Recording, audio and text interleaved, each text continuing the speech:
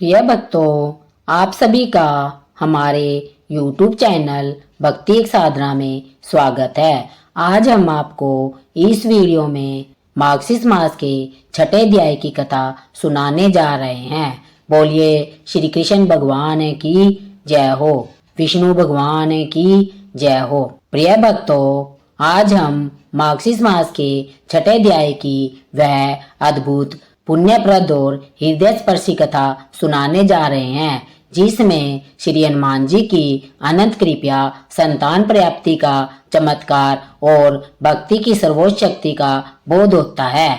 यह कथा केवल एक व्रत की नहीं बल्कि उस अटूट विश्वास की गाथा है जो भक्त और भगवान के बीच अटूट सेतु बन जाता है। जैसे मार्गशीर्ष मास स्वयं श्री कृष्ण को प्रिय है, वैसे ही इस मास में किया गया प्रत्येक पुण्य कर्म 100 गुना फल देता है। इस अध्याय में हम जानेंगे कि कैसे एक साधारण ब्राह्मणी अपनी अटूट भक्ति से हनुमान जी को प्रसन्न करती है और कैसे उसका जीवन भगवान की कृपा से उज्जवल बन जाता है। तो भक्तों, भाव से, श्रद्धा और विश्वास के साथ मन, वचन और कर्म को एकाग्र कीजिए, क्योंकि अब प्रारंभ होने जा रही है मार्गशीर्ष मास के छठे अध्याय की पवित्र कथा। एक बार व्यास जी ने कहा कि नैमिषारण्य तीर्थ में 88,000 मुनि एकत्रित हुए और उन्होंने पुराणों के परम ज्ञाता श्री सूत जी महाराज से विनम्रता पूर्वक पूछा,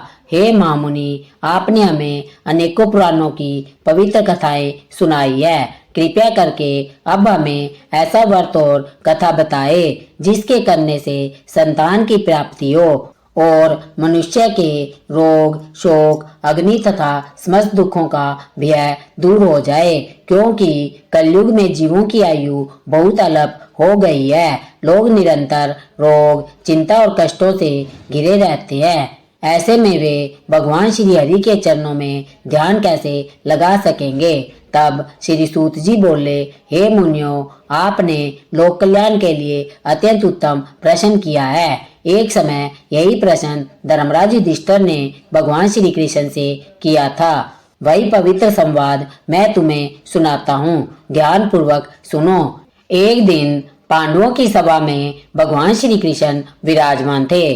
तब युधिष्ठिर ने विनम्र होकर कहा, हे गोविंद, हे माधव, आपने मुझे अनेकों पवित्र कथाएं सुनाई है, कृपया करके आज ऐसा व्रत बताए जिसके करने से रोग और चिंताएं दूर हो और पुत्र की प्राप्ति हो, क्योंकि बिना पुत्र के जीवन व्यर्थ है। पुत्र के बिना मनुष्य नरकगामी होता है, पितृ से मुक्त नहीं हो सकता है और पुंग नामक नरक में उसका उद्धार नहीं होता है। यह सुनकर श्री कृष्ण बोले, हे राजन, मैं एक प्राचीन इतिहास सुनाता हूँ, उसे ध्यान पूर्वक सुनो। कुंडलपुर नामक नगर में नंदा नामक ब्राह्मण रहता था। भगवान की कृपा से उसके पास सब कुछ था, परंतु उसकी पत्नी सुनंदा संतानहीन होने के कारण अत्यंत दुखी रहती थी। सुनंदा पतिव्रता और भक्ति पूर्वक स्त्री थी। वह श्री हनुमान जी की बड़ी श्रद्धा से आराधना करती थी। वह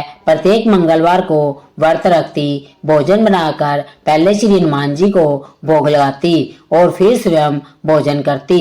एक बार मंगलवार के दिन घर के कामों की अधिकता के कारण वह श्री हनुमान जी को भोग न लगा सकी। उसे इस बात का बड़ा दुख हुआ और उसने प्रण किया कि अब अगले मंगलवार को ही भोग लगाकर अन्न जल ग्रहण करूंगी। उसने प्रतिदिन पति को भोजन कराया पर स्वयं अन्न का स्पर्श न किया।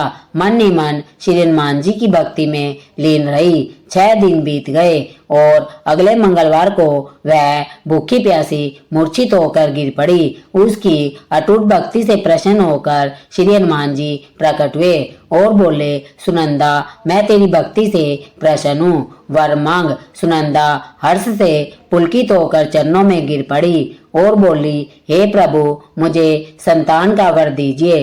तब श्री हनुमान जी बोले, तेरी इच्छा पूर्ण होगी, तुझे एक कन्या प्राप्त होगी जो प्रतिदिन अष्टांग सोना देगी। यह कहकर बजरंगबली अंतर्ध्यान हो गए।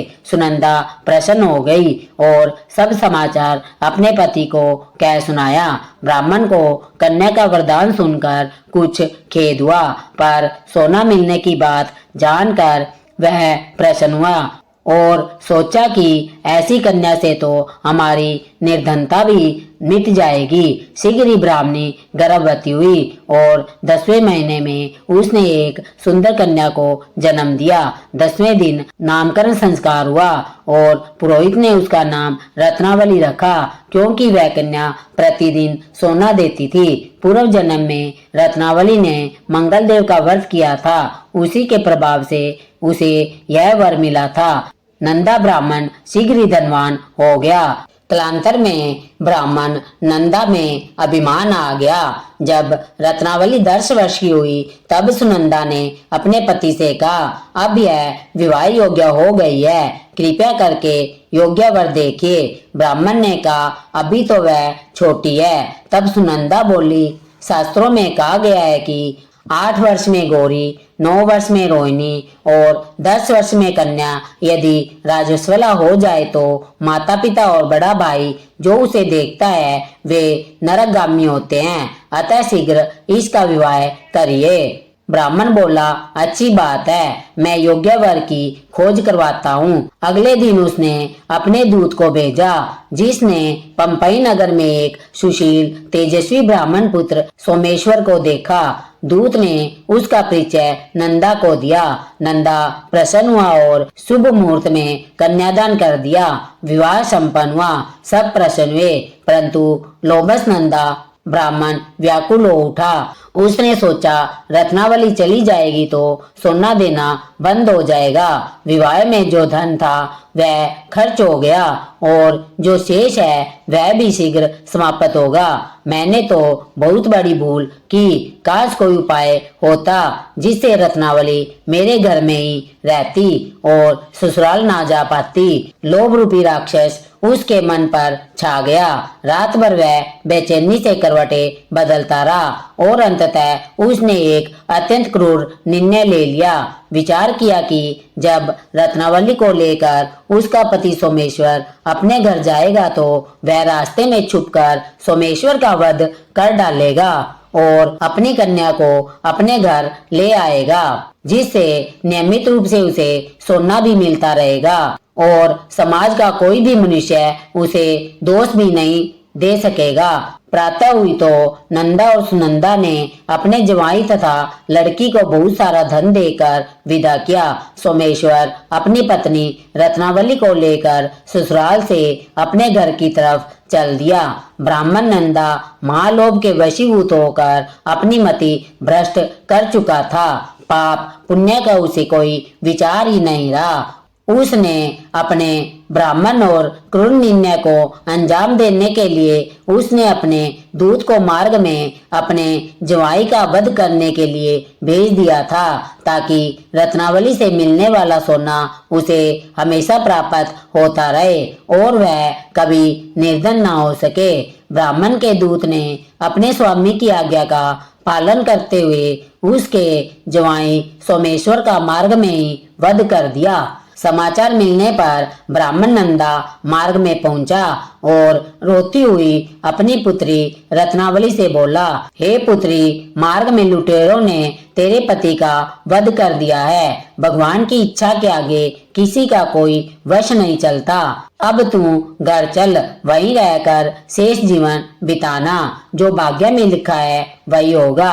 अपने पति की अकाल मृत्यु से रत्नावली बहुत दुखी हुई। करुण कंदन करते हुए वह अपने पिता से कहने लगी, हे पिताजी, इस संसार में जिस स्त्री का पति नहीं है उसका तो जीना व्यर्थ है। मैं अपने पति के साथ ही अपने शरीर को जला दूंगी और सती होकर अपने इस जन्म को, माता पिता के नाम को और अपने ससुराल के यश को सार्थक करूंगी। ब्राह्मण नंदा अपनी पुत्री रत्नावली के वचनों को सुनकर बहुत दुखी हुआ। सोचने लगा, मैंने तो व्यर्थ जवाई वध का पाप अपने सिर ले लिया है। रत्ना तो उसके पीछे अपने प्राण तक देने को तैयार है। मेरा तो दोनों तरफ से मरण हो गया। धन अब मिलेगा नहीं और जवाई बद के पाप के फल के स्वरूप यम यातना भी भुगतनी पड़ेगी। यह सोचकर वह बहुत खिन्न हो गया। सोमेश्वर की चिता बनाई गई। रत्नावली सती होने की इच्छा से अपने पति का सिर अपनी गोद में रखकर चिता में बैठ गई। जैसे ही सोमेश्वर की चिता को अग्नि लगाई, वैसे ही प्रसन्न होकर मंगल देव वहां प्रकट हुए और बोले, हे रत्नावली, मैं तेरी पति भक्ति से बहुत प्रसन्न हूँ, तू वर मांग। रत्नावली ने अपने पति का जीवन दान मांग लिया। तब मंगलदेव बोले, रत्नावली, तेरा पति अजर अमर रहेगा, यह महाविद्वान भी होगा और इसके अलावा तेरी जो इच्छा हो वो वर मांग ले। तब रत्नावली बोली, हे ग्रहों के स्वामी, यदि आप मुझ पर प्रसन्न है तो मुझे यह वर दीजिए कि जो भी मनुष्य मंगलवार के दिन प्रातः काल लाल पुष्प लाल चंदन से पूजा करके आपका स्मरण करे, उसे कोई रोग व्याधि ना हो, सज्जनों का कभी वियोग ना हो, सर्प अग्नि और शत्रुओं का कोई भय ना रहे और जो स्त्री मंगलवार का यह व्रत करे वह कभी विधवा ना हो। तब मंगल देव तथास्तु कहकर वही अंतर्ध्यान हो गए। सोमेश्वर मंगल देव की कृपा से जीवित हो उठा।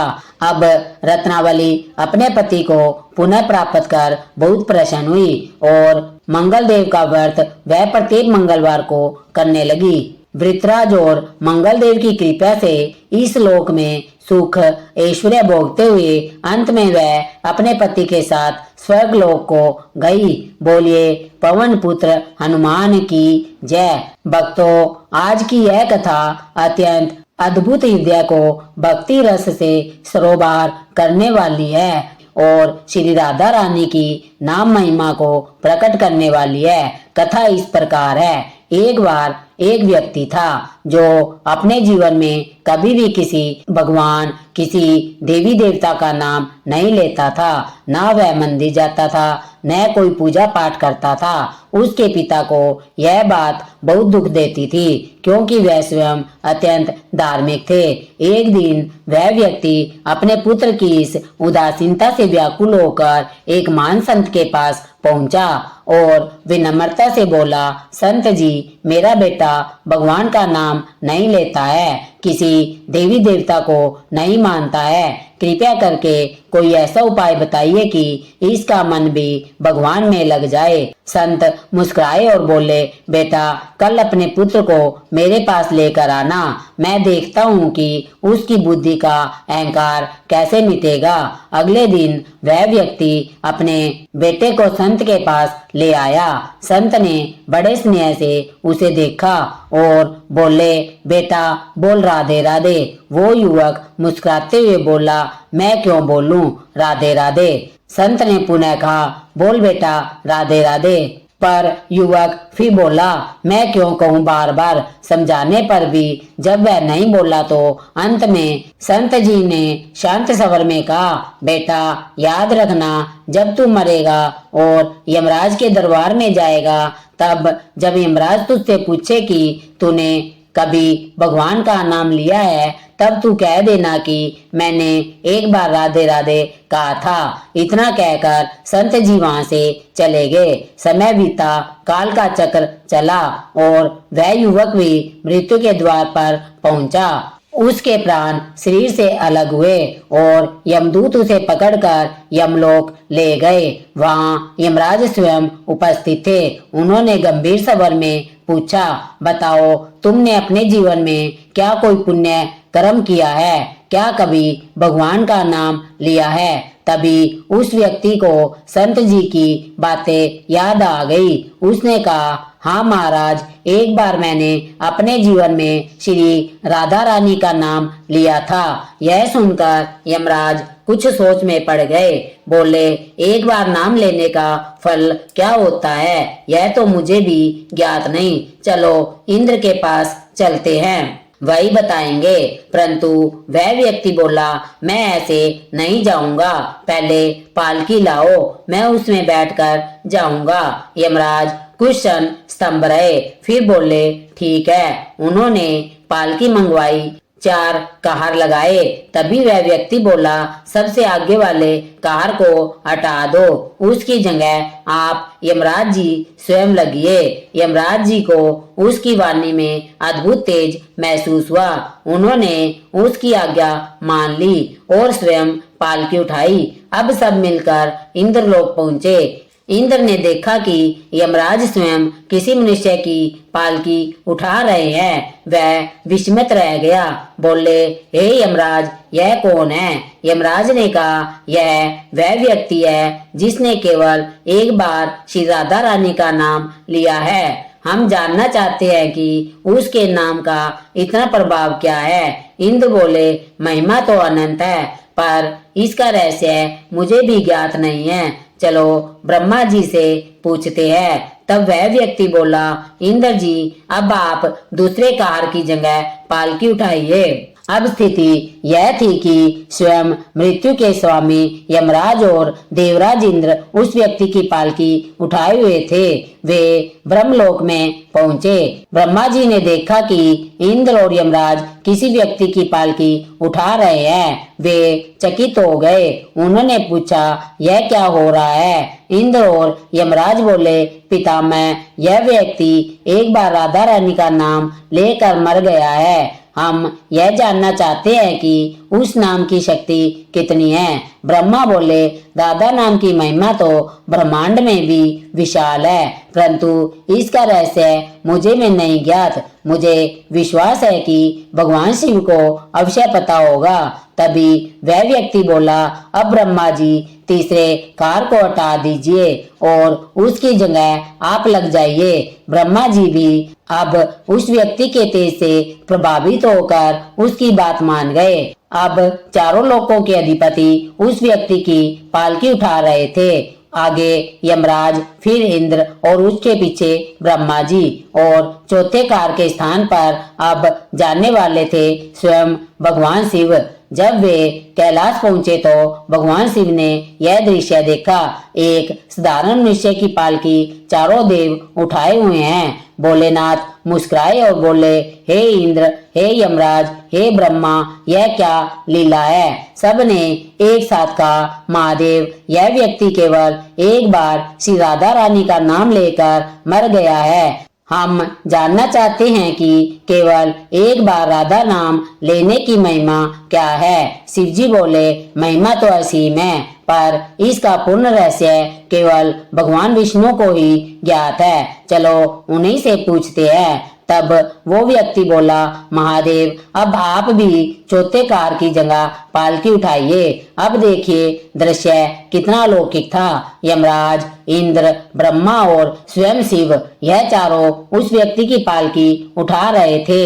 वे बैकुंठ लोक पहुंचे, जहां भगवान विष्णु स्वयं लक्ष्मी जी के साथ विराजमान थे। जैसे ही भगवान विष्णु ने यह दृश्य देखा तो वे तुरंत खड़े हो गए और बोले, अरे यह क्या अद्भुत दृश्य है। स्वयं यमराज, इंद्र, ब्रह्मा और शिव किसी मानव की पालकी उठा रहे हैं। चारों ने विनम्रता पूर्वक कहा, प्रभु, यह वह व्यक्ति है जिसने जीवन में केवल एक बार श्री राधा रानी का नाम लिया है। अब हम जानना चाहते हैं कि केवल एक बार उस नाम के उच्चारण की महिमा क्या है। भगवान विष्णु मुस्कुराए और बोले, हे देवगण, अब इससे बड़ी महिमा क्या होगी कि जिसकी पालकी को तुम चारों सृष्टि पालन, संहार और मृत्यु के अधिपति स्वयं अपने हाथों से उठा रहे हो।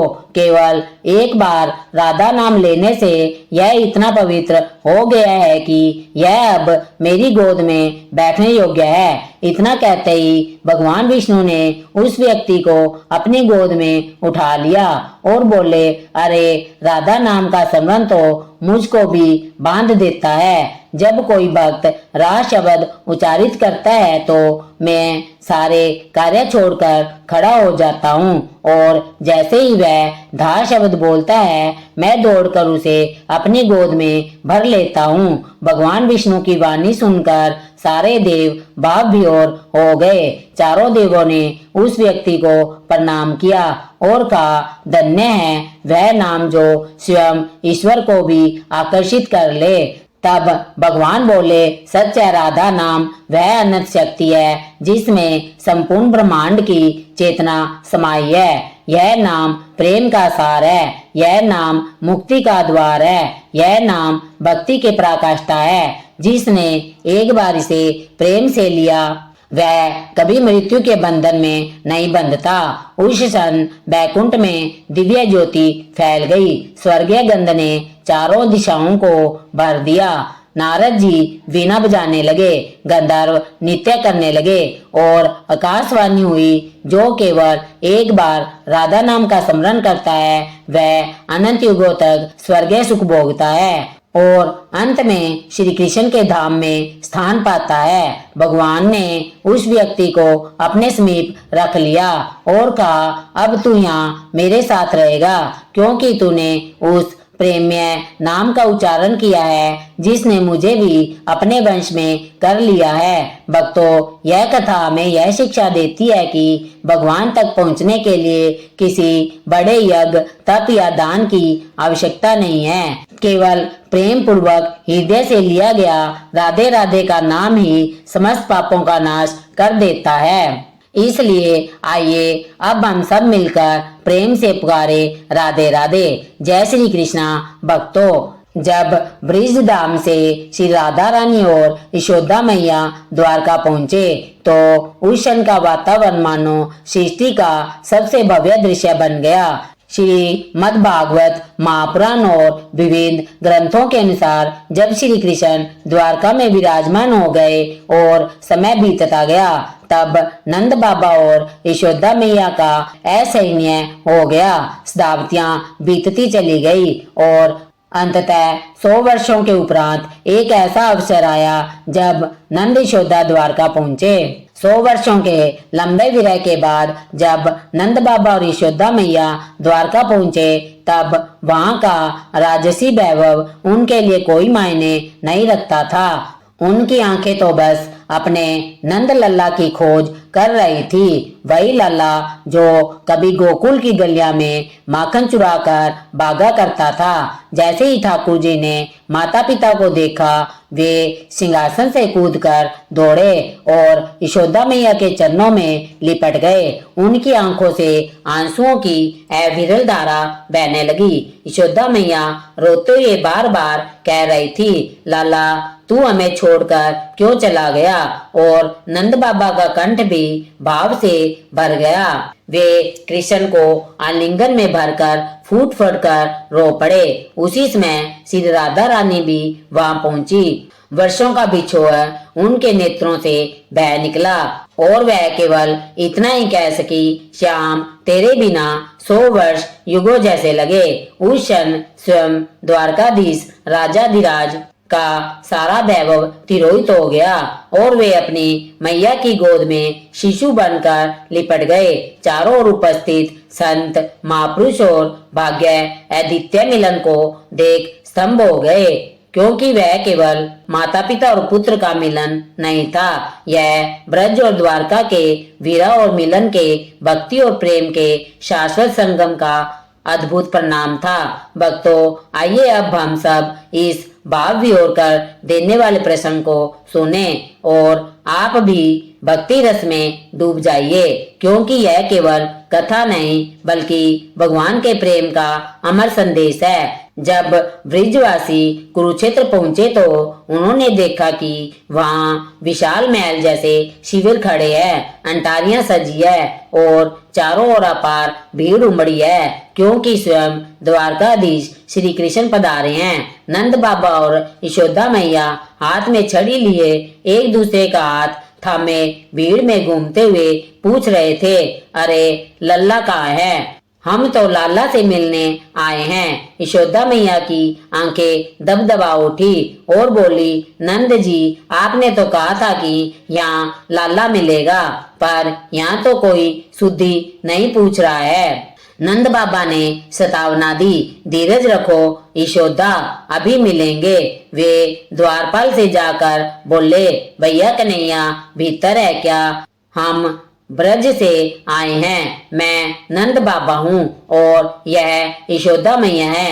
11 वर्ष 56 दिन तक वे हमारे संग ब्रज में रहे, अब 100 वर्ष बाद दर्शन की आशा लिए आए हैं। यह सुनते ही द्वारपाल की आंखें भर आई। वे चरणों में गिर पड़े और बोले, भगवान, आप तो वही नंद बाबा है, आप तो वही यशोदा मैया हैं, जिनका नाम लेकर आज भी द्वारका में जन्माष्टमी पर गाया जाता है, नंद के घर आनंद भयो, जय कन्हैया लाल की। यहाँ तक कि स्वयं देवकी वासुदेव भी यही गान करते हैं। उन्होंने सैनिकों को आदेश दिया, इन्हें भीतर ले चलो। तभी समाचार जाकर श्री कृष्ण तक पहुंचा कि नंद और यशोदा द्वार पर खड़े हैं। सुनते ही ठाकुर जी का चित्त विचलित हो उठा। वे विस्मृत हो गए कि वे कौन सा अनुष्ठान कर रहे हैं, किस भाव में बैठे थे। नेत्र भर आए और वे सिंहासन से उठ खड़े हुए।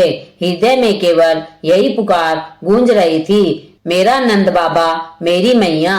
संत महापुरुष कोई तुलसी अर्चना कर रहे थे, कोई पुष्प अर्चना कर रहे थे और ठाकुर जी बड़े प्रेम से अपनी अर्चना स्वीकार कर रहे थे। तभी एक द्वारपाल दौड़ता हुआ आया और बोला, ठाकुर जी, ब्रज से नंद बाबा और यशोदा मैया पधारे हैं। यह सुनते ही श्री कृष्ण को स्मरण ही न रहा कि वे कहाँ है, क्या चल रहा है और किस भाव में विराजमान है। उनके नेत्रों से अंशु झरने लगे और वे व्याकुल होकर बोले, कहाँ आए हैं मेरे नंद बाबा, मेरी यशोदा मैया।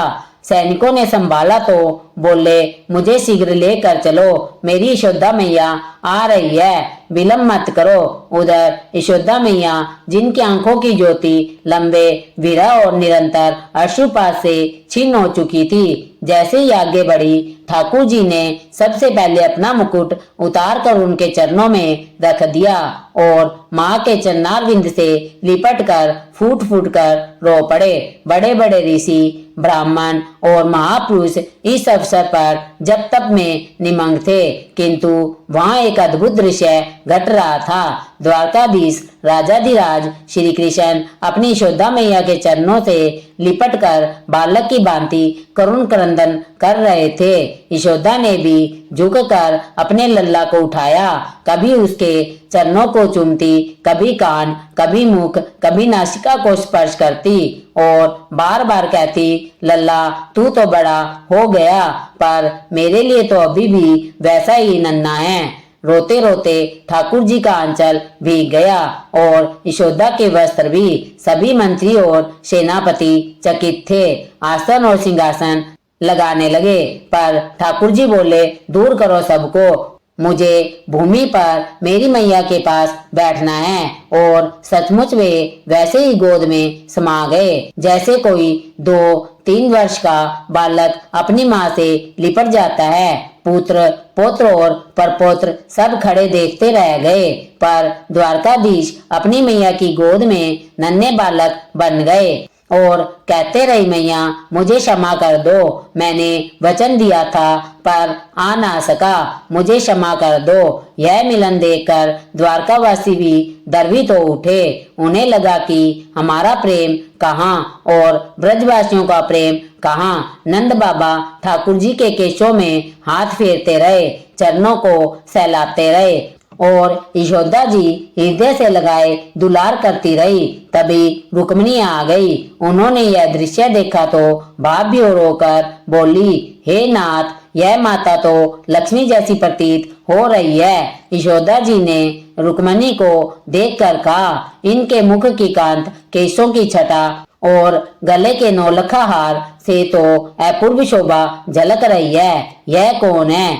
यशोदा जी ने लाला की ओर देखकर कहा, लाला, यह तो लक्ष्मी सी बहू लग रही है। मेरी बहू कितनी सुंदर है। ऐसी बहू तो सबको मिलनी चाहिए। और वहाँ उपस्थित लाखों जनों ने अनुभव किया कि यह कोई साधारण दृश्य नहीं, बल्कि ब्रज द्वारका मिलन महोत्सव का अद्वितीय, अमूल्य और हृदय को भेदने वाला प्रेम का अनुष्ठान है। वह दृश्य ऐसा था कि जिसने भी देखा उसकी आंखें श्रद्धा और भावुकता से भर उठी और यह मिलन कथा सदैव के लिए अमर हो गई। कुरुक्षेत्र का वह अद्भुत दृश्य था जब यशोदा मैया अपने लल्ला और बहू श्री रुक्मिणी जी को दोनों भुजाओं में भरकर बैठी थी। एक ओर द्वारकाधीश लिपटे थे और दूसरी ओर रुक्मिणी जी, जिनके नेत्र सजल थे और यशोदा के अंग से लग कर स्नेह बरसा रहे थे। प्रेम में डूबी यशोदा मैया अपने पास की हर चीज अर्पित करने लगी। किसी को पाजेब उतार कर पहनाती, किसी को अंगूठी देती, किसी को गले का हार तो किसी को कानों के कुंडल। सब मना करते पर मैया कहती, यह सब तो तुम्हारा ही है। मेरे पास तो जो भी है मेरे लल्ला की बहू और उनके परिवार के लिए ही तो है। यह सच्चे प्रेम और त्याग का अनुपम दृश्य था। तभी देवकी मैया और वासुदेव जी पधारे। ठाकुर जी ने संकेत दिया, मैया देखो, सामने देवकी मैया आई है। यशोदा ने झुककर दंडवत प्रणाम किया और भाव भी रोकर बोली, बहन, तुम्हारे चरणों की धूल यदि मुझे मिल जाए तो अगले जन्म में कृष्ण जैसा पुत्र मुझे भी मिले। देवकी ने उन्हें उठाकर हृदय से लगाया और आंसुओं में डूबकर बोली, बहन, मेरे पुण्य की कहाँ बात करूंगी। मेरे 6 बालक कंस ने मार डाले, 7वां गर्भ में विलीन हो गया, 8वां कृष्ण जन्मे तो तुरंत ही छीन लिए गए। उनका पालन पोषण तुमने किया। आज भी पूरी द्वारिका में जन्माष्टमी पर गाया जाता है, नंद घर आनंद भयो, जय कन्हैया लाल की। भले ही लाला यहाँ हो, पर सबके मुख पर यशोदा के लल्ला का ही नाम है। यह ब्रज और द्वारिका का प्रेम मिलन था, जहाँ आहुतियों की अग्नियां ठंडी हो गई, जब और अनुष्ठान रुक गए और केवल प्रेम की बाढ़ बहने लगी। तभी एक सखा ने संकेत किया, लल्ला, श्री जी पधारी है। श्री जी का नाम सुनते ही ठाकुर जी की व्याकुलता बढ़ गई और वे तुरंत ब्रजवासियों के शिविर की ओर चले। वहाँ किशोरी जी सखियों के बीच विराजमान थी, जो ब्रज के बिछुए के बाद एकांत प्रिय हो गई थी। जैसे ही ठाकुर जी ने शिविर में प्रवेश किया, श्री जी के नेत्रों ने झपक कर उनका आगमन पहचाना। ललिता, मुझे कन्हैया की सुगंध आ रही है। ललिता ने कहा, वे तो अर्चन में व्यस्त है, यहाँ क्यों आएंगे? पर श्री जी बोली, उनकी तन सुगंध वायु में घुली है, वे अवश्य आए हैं। और सचमुच ठाकुर जी प्रकट हुए। सखियां भावविल हो गई, पर श्री जी चुपचाप नेत्र झुकाए बैठी रही। ठाकुर जी ने मुकुट उतार कर उनके चरणों में रख दिया और स्वयं उनके चरणों में बैठ गए। उनके कर कमलों ने धीरे से श्री जी का मुख अपनी ओर किया और 100 वर्षों की प्रतीक्षा के बाद नेत्रों का मिलन हुआ। श्री जी भी सिंहासन से उतरकर उनके समीप आ बैठी और बोली, श्याम सुंदर, इतना वर्षों बाद आए हो, मुझे क्या दोगे? ठाकुर जी करुण स्वर में बोले, आज जो भी मांगो वही दूंगा। उस क्षण का प्रेम ऐसा था कि समस्त जगत मौन हो गया। यह ब्रज और द्वारका वियोग और मिलन, भक्ति और करुणा का चरम संगम था, जहाँ हर हृदय में केवल प्रेम का ही अनुष्ठान चल रहा था। कुरुक्षेत्र का वह अनुपम मिलन दृश्य था, जब श्री जी और ठाकुर जी शताब्दियों के वियोग के बाद आमने सामने आए। ठाकुर जी ने अत्यंत कोमल स्वर में कहा, हे श्यामा, जिस दिन मैं ब्रज छोड़कर गया था उस दिन आपसे वचन लिया था, यदि आपके नेत्रों का एक अंशु बिंदु पृथ्वी पर गिरा तो मेरी सारी लीलाएं उसी क्षण संवरण हो जाएगी और सृष्टि प्रलय में डूब जाएगी। आपके उसी वचन के निर्वाह से आज 100 वर्ष बीत गए और आपके नेत्रों से एक बूंद भी नहीं गिरी। अब मैं आपसे वर मांगता हूँ कि आज मुझे अनुमति दीजिए। हृदय में जो सागर उमड़ा है उसे बाहर बहने दो, मुझे रोने का वरदान दे दो। श्री जी ने गहन वेदना में कहा, श्याम, 100 वर्षों से मैंने 2 कार्य नहीं किए, ना मैं सोई और ना नेत्रों में एक अश्रु गिराया, पर आज आपके इस मधुर रूप को देखकर हृदय की व्याकुलता रोकना कठिन हो रहा है। ठाकुर जी ने श्री जी को हृदय से लगा लिया और दोनों प्रेम रस में विलीन हो गए। सखियों ने आनंद पूर्वक ठाकुर जी को द्वारकाधीश रूप से विमुक्त कर दिया। फिर ब्रजनंदन के स्वरूप में सजाया। टेढ़ी मुकुट, काली कमरी, हाथों में मुरली और चंदन इत्र का श्रृंगार कर उन्हें श्री जी के समीप बिठाया। गोपियां कहने लगी, लाला, जिस रूप को देखकर हम 100 वर्ष जीवित रहे, अब इसी युगल रूप का स्मरण हमें आगामी युगों तक जीवित रखेगा। ब्रज द्वारिका मिलन महोत्सव में निवृत्त निकुंज का रास आरंभ हुआ। केवल सखियां किशोरी जी और श्याम सुंदर रास के उपरांत ठाकुर जी ने निवेदन किया, हे लाडली जू, अब कुछ दिन और प्रतीक्षा करनी होगी। यदुवंश का संहार और मेरी लीला का संवरण शेष है, पर वचन देता हूँ कि बैकुंठ नहीं जाऊंगा, सीधे वृंदावन आऊंगा और सदा सर्वदा आपके साथ निकुंज विहार करूंगा। श्री जी ने करुण नेत्रों से कहा, श्याम, पहले भी समय का वचन देकर गए थे, पर इस बार तो परसों भी नहीं कहा।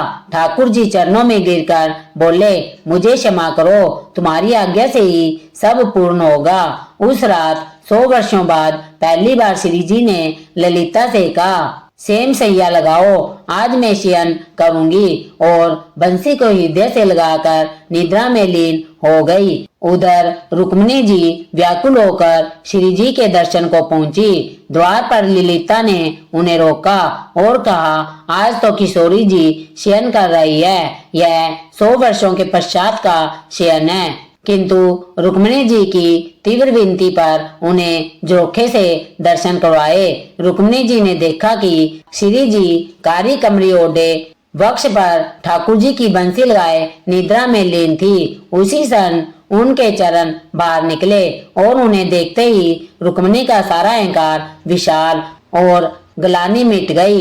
वे ललिता के चरण पकड़कर बोली, मुझे वापस द्वारका नहीं जाना, मुझे भी दासी बनाकर इन चरणों में रख लो। इस प्रकार वह दृश्य केवल मिलन का नहीं था, बल्कि प्रेम की पराकाष्ठा का था, जहाँ वियोग, योग, भक्ति और समर्पण का अमृत अनंत काल के लिए प्रवाहित हो गया। यह स्थिति श्री किशोरी जी के चरणारविंद की है, जहाँ नित्य ठाकुर जी के संग रहने वाली रुक्मिणी जी भी ठाकुर जी का त्याग करने को राजी हो गई, पर किशोरी जी के चरण छोड़ने को तैयार नहीं हुई।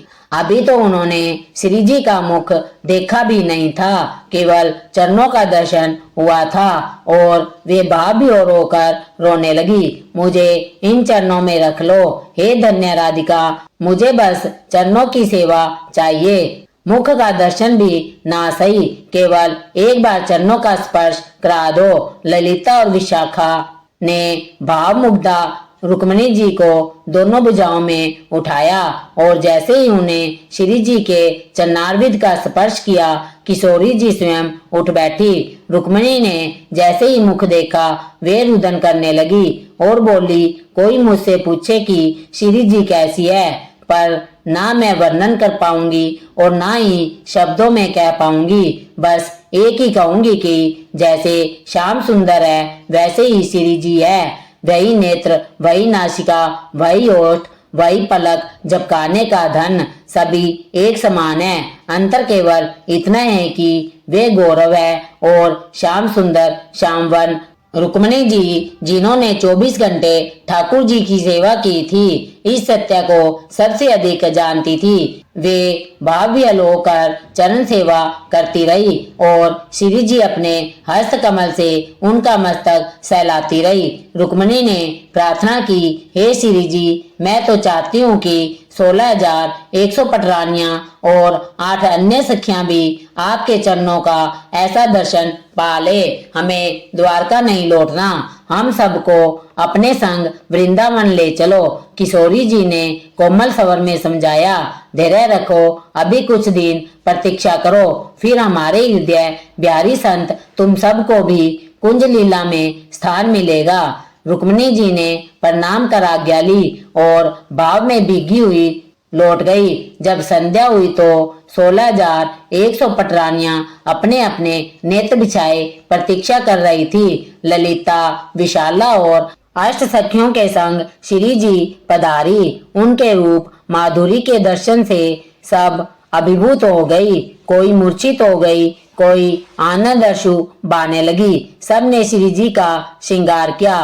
किसी ने नूपुर पहनाया, किसी ने कंगन, किसी ने इत्र छिड़का, किसी ने माला पहनाई। रुक्मिणी स्वयं पत्रावली बना रही थी, तभी अनजाने में उसके मुख से निकल पड़ा, यह तो हमारे द्वारकाधीश का आधार अमृत है। यह सुनते ही श्री जी ने भावावेश में उसी क्षण पात्र उठाया और ठाकुर जी के अधर से लगे उस अमृत को पान किया।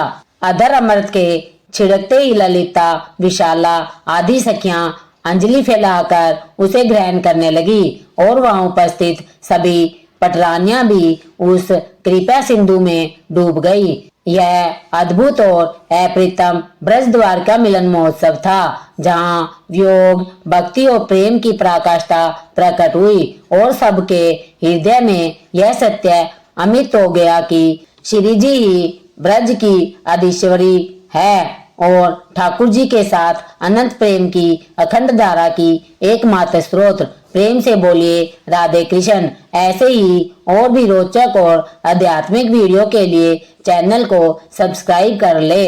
भक्तों, आपको यह कथा कैसी लगी कृपया कमेंट में जरूर बताएं। वीडियो पसंद आया हो तो लाइक करें और अपने दोस्तों और अपने रिश्तेदारों के साथ शेयर करें। कमेंट बॉक्स में जय श्री कृष्णा, जय श्री राधे लिखना ना भूलें। फिर मिलते हैं एक और दिलचस्प वीडियो के साथ। धन्यवाद। जय श्री कृष्णा, जय श्री कृष्णा, जय श्री कृष्णा।